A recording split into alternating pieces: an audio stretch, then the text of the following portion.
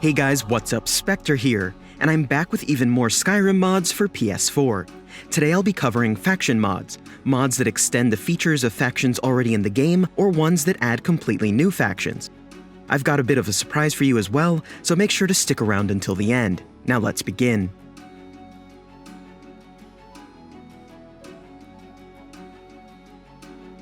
I covered this mod in my Archer build video, but I feel it deserves a proper feature in this list just because of how expansive it actually is.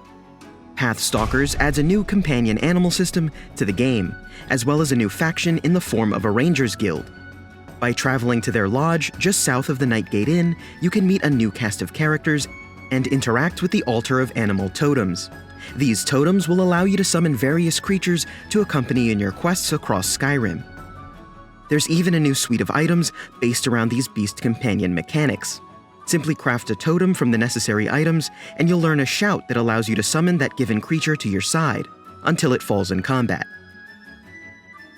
There are also new guild merchants willing to sell you items like enchanted arrows. Aside from merchants, this mod adds 11 new followers, all of which are marriageable, and a new enemy known as the Wild Hunt of Hircine, a very powerful enemy faction who you'll encounter randomly across Skyrim. This mod is expansive and detailed, with carefully thought out mechanics and little to no issues.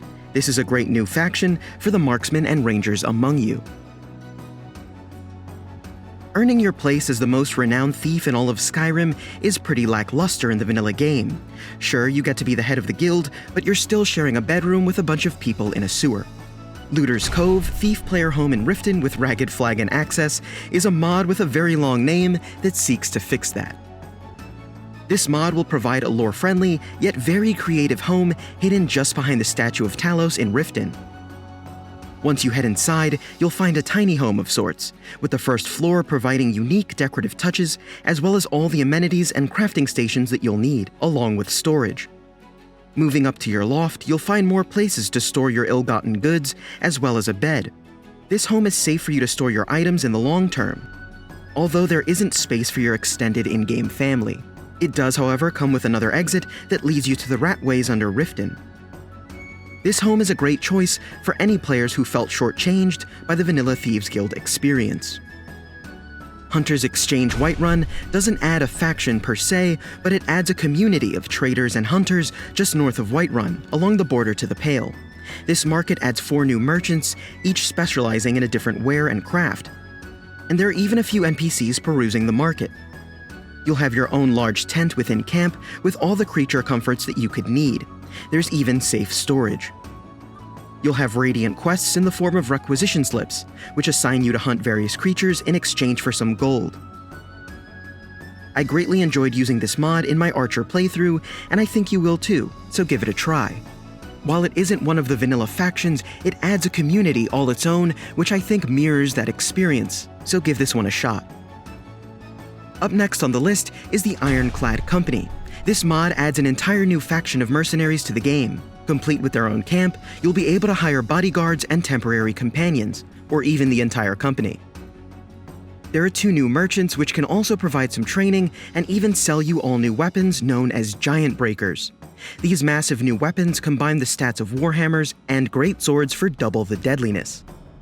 In order to unlock these new arms, however, you'll have to sign a mercenary contract, which will also grant you access to the mercenary tent, where you'll find even more companions.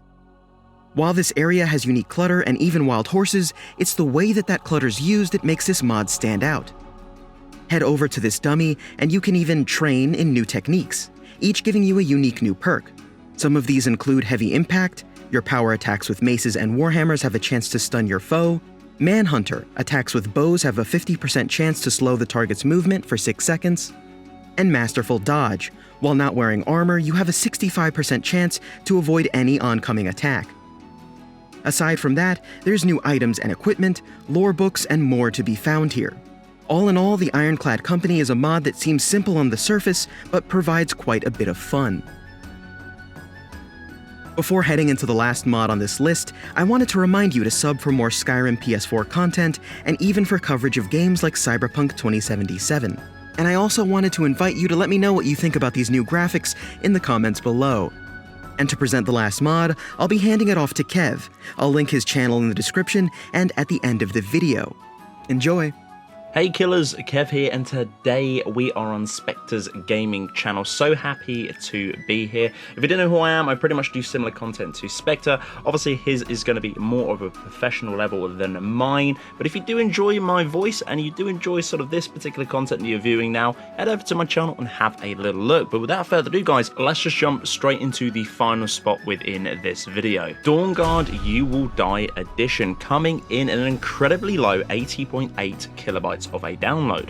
This mod changes the difficulty on most of the NPCs for the Dawnguard DLC. The mod author always felt like that the vampire threat to Skyrim was next to nothing, that there was a mission that was looking forward to and a challenge at the end of the game starting or rolling into this DLC. Everyone within the DLC, the mod author was pretty much one-shotting all the time due to their level experience and the epic journey through the vanilla based game, thus changing a few things with the NPCs to make it more of a challenge, a little bit more of a threat as well once upon heading into that beautiful DLC.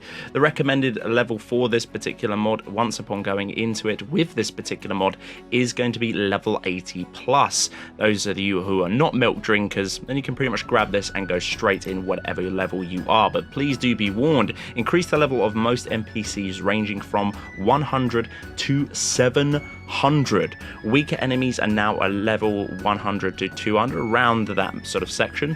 Mid-level bosses are going to be level 200 to 400, and last but not least, dragons and other big enemies within the game are going to be around level 500 to 700, which is going to be absolutely devastating if you are heading into that particular DLC with this mod. So if you do like a challenge, you're up for it, and you feel strong enough, obviously make sure to grab this little mod for the PlayStation 4, head on into the DLC and test your might to see how powerful your character truly is. Guys, for the latest content to do with Skyrim mods and Cyberpunk 2077 on a professional level, make sure to subscribe to Spectre Gaming. It's absolutely beautiful. I love his channel very much, and that is why I wanted to come on here and do a little collaboration with this particular YouTuber. Obviously, this particular YouTuber will be doing one on my channel. Gonna share the love.